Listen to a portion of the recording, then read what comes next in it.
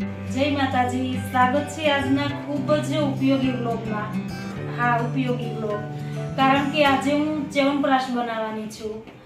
ચ્યવનપ્રાશ ખાતા જ હશો તમે લોકો, પણ એ ઘરે પણ બને છે અને કેવી રીતે બનાવવું તે આયુર્વેદિક પદ્ધતિથી આજે હું ઘરે બનાવવાની છું. તો વિડીયો સ્કીપ કર્યા વગર પૂરો જોવો અને આ વિડીયો વધુમાં વધુ શેર કરજો, કારણ કે ખૂબ ઉપયોગી છે. ચ્યવનપ્રાશ ખૂબ જ ફાયદાકારક છે અને ઘરે ખૂબ સસ્તામાં બને છે અને સારી ક્વોલિટીનું બને છે, બાળકોને ભાવે તેવું બને છે. તો વિડીયો પૂરો જુઓ અને વધુમાં વધુ શેર કરજો. તો ચ્યવનપ્રાશ બનાવવાની સંપૂર્ણ રીત બતાવું છું. અત્યારે આમળાને બાફી નાખ્યા છે અને એનો છૂંદો કરું છું. અને આ સાકર છે, તેને ખાંડી અને મિક્સરમાં તેનો પાવડર બનાવવાનો છે. ખડી સાકર છે.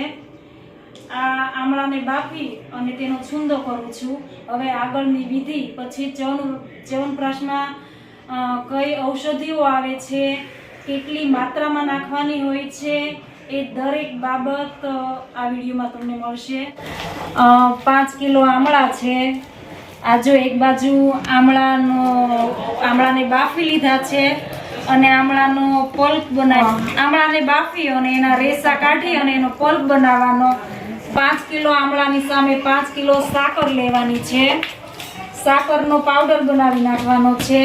5 કિલો આમળા, 5 કિલો સાકર અને તેની સામે બધી જ ઔષધિઓ આવશે, જેમાં 500 ગ્રામ ગાયનું ઘી, 300 ગ્રામ મધ,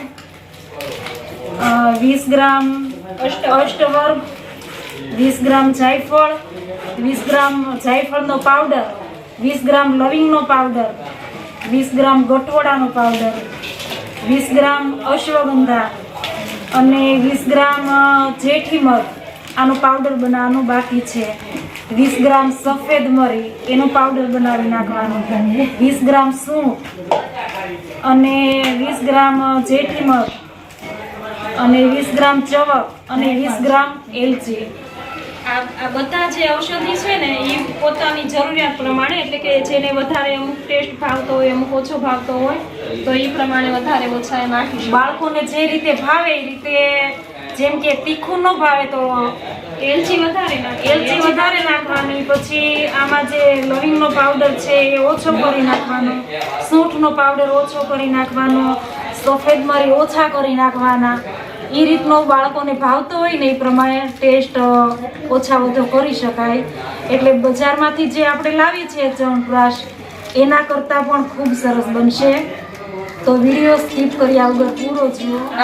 આ બધા છે ને, હવે તું પેકેટ ખોલી અને પાવડર બધા મિક્સ કરી, આમાં બધું એકારે મિક્સ કરી નાખું ને. એકારે મિક્સ કરી અને ચાળવું પડશે. અરે નો ચાળી તો હાલે, ચાળવું પડશે. કણી મોટી વસ્તુ હોય ને, થોડુંક ભલે હવાલામાં ચાળવાની વસ્તુ છે, પેલા ચાળી નાખી. આ છે જાયફળનો પાવડર. આ તો આમાં હવાલામાં જાળવા નાખી દઉં. આ તો જે દળવું પડે એ દળી નાખજો પાછું. આ ઈ દળાઈ તો ગયું છે. આ તો સારો જ્યાં આમાં નાખીને ચાળી જ નાખીએ તો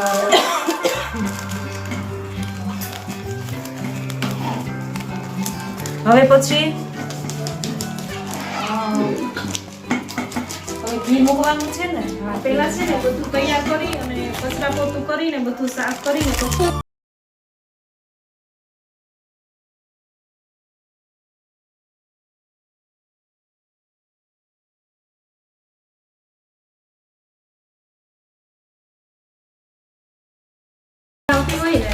એવી સુગંધ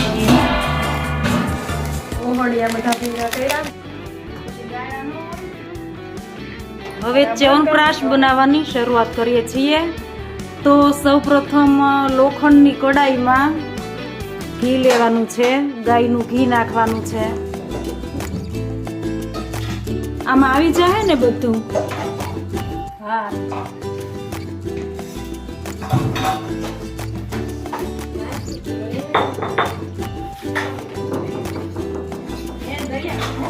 હવે કડાઈમાં ઘી મૂકી અને આમળાનો જે પલ્પ બનાવ્યો છે ને, એ નાખી દેવાનો.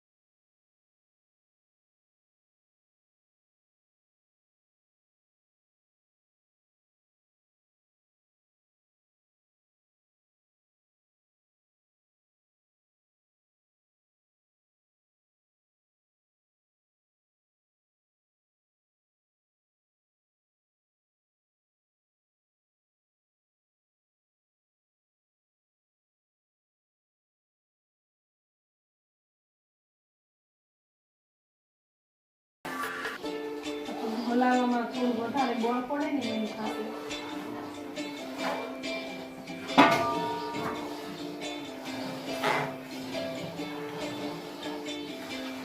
કેટલા વાગ્યા? અત્યારે 1:45 વાગ્યો છે. 1:45 વાગ્યો છે. હું એક વધારે 1:30 વાગી જાય રાતના. આગળ ઉકળી જાય ને પછી એમ તો ની વાર લાગે.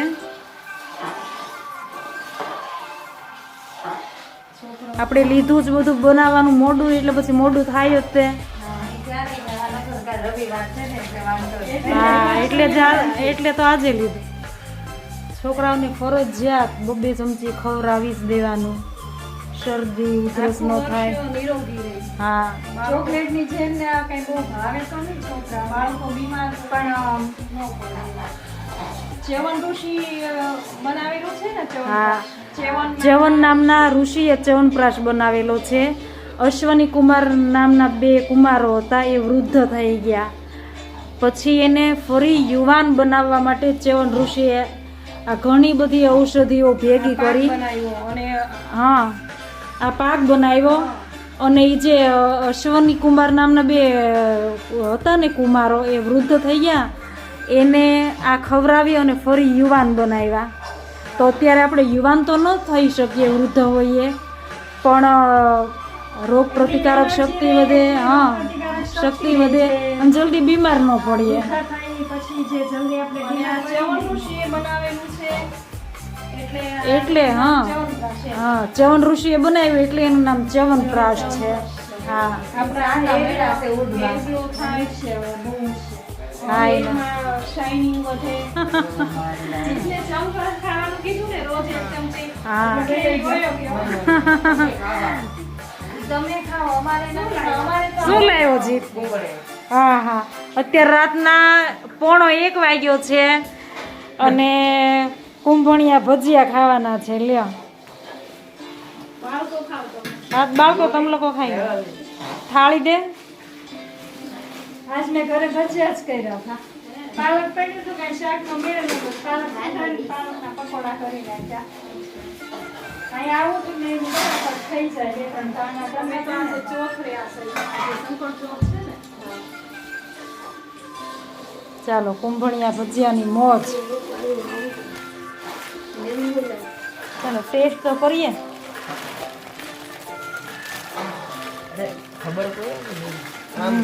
થાળીમાં લઈ લો. હા, નાખી દો.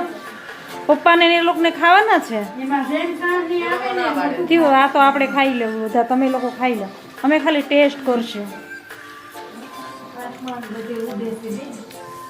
આમાં મલાવેલા છે એટલે ઈ જેમ પાણી બળશે ને એમ ઉડશે એમાં સાંજની જેમ બધું અળતી જાય ને બધી એમ પાણી વળી મળે.